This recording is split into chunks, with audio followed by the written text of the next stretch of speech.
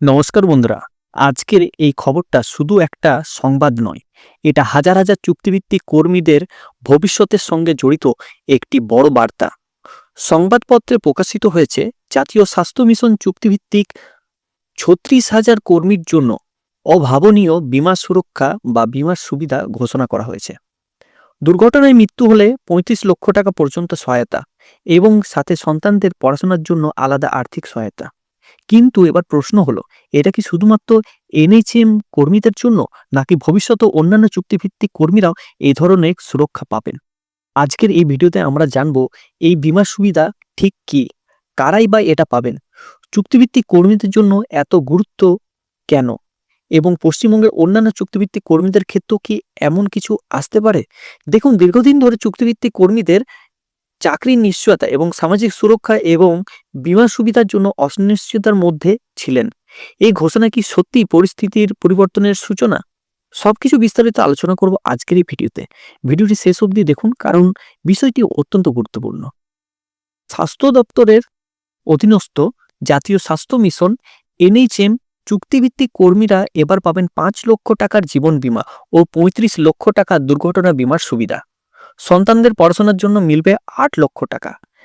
ব্যাংকের সঙ্গে চুক্তি করলে স্যালারি অ্যাকাউন্টে থাকা কর্মীদের এই সুবিধার ব্যবস্থা করল স্বাস্থ্য ভবন। প্রসঙ্গত, এনএইচএম শাখার হাজার হাজার কর্মী কোনো ধরনের বীমার সুযোগ এতদিন ছিল না। কর্মরত অবস্থায় স্বাভাবিক বা দুর্ঘটনায় মৃত্যু হলে কোনো আর্থিক সুযোগ সুবিধা মিলত না। নামই সরকারি দপ্তরের কাজ, কিন্তু চুক্তিভিত্তিক কাজের অনিশ্চয়তা তাড়া করে বেড়াতো সবসময়। প্রান্তিক ও ঝুঁকিপূর্ণ জায়গায় কর্মরত নিজেরা কয়েকজন মিলে গ্রুপ ইন্স্যুরেন্স পলিসি করে রাখতেন। জাতীয় গ্রামীণ স্বাস্থ্য মিশনের আওতায়ভুক্ত কর্মীরা সংখ্যায় প্রায় ২৬,০০০, নেওয়া হচ্ছে আরও ১০,০০০, এবং ৩৬,০০০ কর্মী আধিকারিককে সামাজিক সুরক্ষা দেওয়া চারটিখানি ব্যাপার নয়। ভাড়ে মা ভবানী, কোষাগার থেকে আরও কোটি কোটি টাকার অর্থ ব্যয়। কিন্তু এই পরিস্থিতিতে দুকুল বজায় রাখতে মধ্যপন্থা নিল রাজ্য। জীবন বীমা এবং দুর্ঘটনা বীমা এবং দুর্ঘটনায় মৃত্যুতে ছেলেমেয়ের পড়াশোনার খরচা বহনসহ সামাজিক সুরক্ষা, বেশ কিছু মানদণ্ড, সর্বাধিক খরচ ও সুযোগ সুবিধা বহনে সম্মত ব্যাংক কর্মীদের স্যালারি অ্যাকাউন্টের দায়িত্ব নিল স্বাস্থ্য দপ্তর। 10টি ব্যাংকের মধ্যে টেন্ডার করে এই দায়িত্ব অর্পণ করা হয়েছে। তাতে লাভ কি হবে? দপ্তর সূত্রে খবর, এনএইচএম কর্মীরা নির্বাচিত ব্যাংকের অ্যাকাউন্ট করলেই মিলবে গুচ্ছ সামাজিক সুরক্ষার সুবিধা। যেমন, স্বাভাবিক মৃত্যুতে কর্মীর পরিবার পাবেন ৫ লক্ষ টাকা, দুর্ঘটনায় মৃত্যু হলে ক্ষতিগ্রস্ত পরিবারকে দেওয়া হবে ৩৫ লক্ষ টাকা।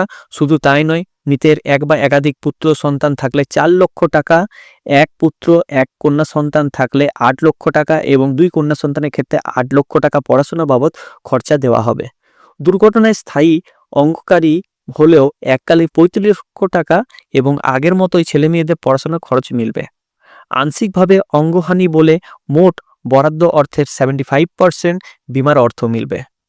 কিন্তু কর্মীদের বিপদের সময় ব্যাংক যদি বিমার টাকা দিতে গড়িমসি করে, প্রতিশ্রুতি পূরণ না করে, রাজ্য কি ব্যাংকের সঙ্গে কর্মীদের স্যালারি অ্যাকাউন্টে চুক্তি করে দায়ভার ঝেড়ে ফেলবে? বিমার অর্থ পেতে ক্ষতিগ্রস্ত পরিবারকে যাতে সমস্যায় না পড়তে হয়, সেই জন্য কোনো নোডাল অফিসার কি রাখা যেত না?